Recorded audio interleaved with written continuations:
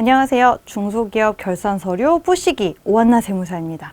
자, 오늘은 사업 관련 보험료 납입 내역이라는 서류를 좀 살펴볼게요.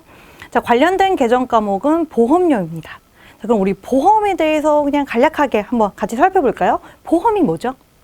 우리가 질병이나 뭐 어떤 천재지변이나 이런 재해 그리고 기타 사고가 일어날 경우에 어떤 손해나 손실에 대비해서 미리 돈을 모아 재산을 형성한 후 사고 등 예기치 못한 상황이 발생한 경우에 그 손실을 보전하는 경제제도다. 뭐 보험에 대해서 따로 뭐 설명할 필요는 없을 것 같아요. 우리가 흔히 알고 있는 보험이니까. 우리 뭐 화재보험이라든지 자동차 보험, 운전자 보험, 보증보험료, 해상보험료 등등 그 보험 내용에 따라서 그 보험료 종류도 굉장히 다양한데요. 자, 그러면 과연 기업도 보험이 필요할까요? 기업의 보험이 필요한가요? 필요합니다. 왜요? 여러 가지 예기치 못한 상황에 대비를 해야 하는 게 기업이라고 해서 예외는 아니에요. 자, 우리 공장이나 사무실에 화재가 났다.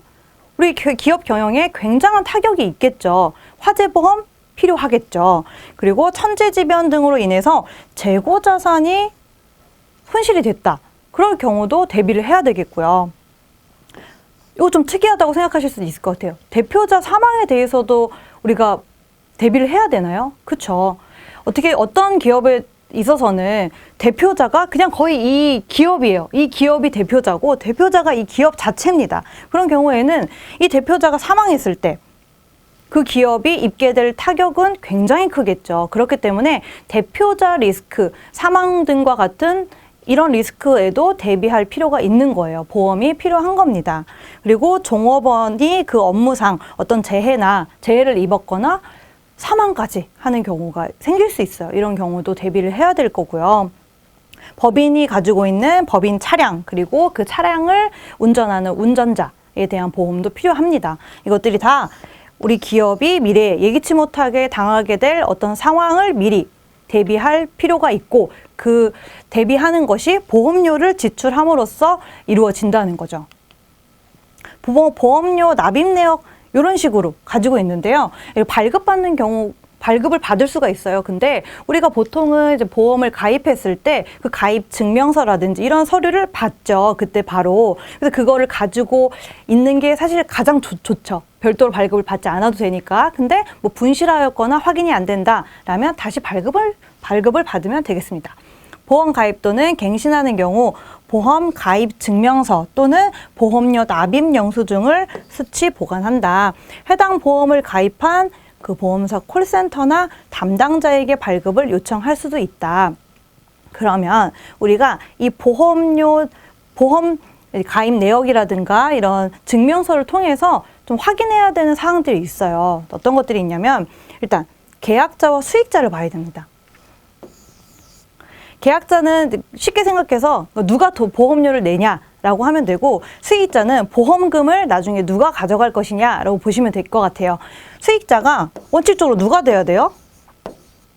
우리 법인의 리스크를 대비해서 보험료를 내는 건데 나중에 그런 상황이 발생했을 때 정작 그 보험금은 다른 사람이 가져간다고 하면 그거는 법인의 기업의 리스크를 대비하는 게 아니겠죠. 수익자는 원칙적으로 법인이 돼야 됩니다. 예외로 우리 종업원들이 가입하는 순수 보장성 보험료가 있어요. 단체 보험이 있는데 그 보험에 대해서는 예외적으로 수익자가 법인이 아닌 종업원인 경우에도 경비 처리를 인정해주고 있어요. 그런 경우가 아니라면 수익자는 법인이 돼야 하는 거죠. 자, 보험 대상을 볼게요. 원칙적으로 우리 사업과 관련돼야 돼요. 사업과 관련된 보험 내용이 돼야 되고 거기서 우리가 그 보험료의 성격을 또 볼 수 있는데 소멸성 보험료가 있고요. 적립보험료가 있습니다. 소멸성 보험료는 우리가 보험료를 내면 그 기간 보장받고 없어지는 거고요. 적립성 보험료는 보장도 받지만 일부는 적립을 하는 거예요. 뭐 우리가 적금이나 그런 금융자산을 쌓는 것처럼 적금이 되기 때문에 요 적립되는 부분은 비용이 아니라 뭐가 될까요? 자산이 돼야 되겠죠. 그렇기 때문에 우리가 뭐 똑같이 보험료를 뭐 연 100만 원을 낸다라고 했을 때 그냥 보험료니까 무조건 우리는 비용 처리하면 되겠지라고 생각하시면 안 된다는 거예요. 자산으로 처리되는 보험료도 있다까지 확인하시면 되겠고요. 보험 가입 기간과 선급 비용 자산화는 어떻게 보면 한 가지 내용이에요. 우리가 보험료 그 보험 가입 기간과 회계 기간이 통상적으로는 같을까요, 다를까요? 모든 기업들이 다 1월 1일부터 12월 31일까지를 보장하는 보험을 들지는 않겠죠. 각자 필요한 시점에 보험을 가입을 할 거니까 누구는 뭐 1월 달에 낼 수도 있는 거고요. 12월 31일 날 보험을 가입하고 그때 보험료를 낼 수도 있는 거고. 그렇기 때문에 자, 우리가 3월 달에 보험료를 연 보험료를 120만 원을 냈어요. 그러면 12월 31일 결산을 할 때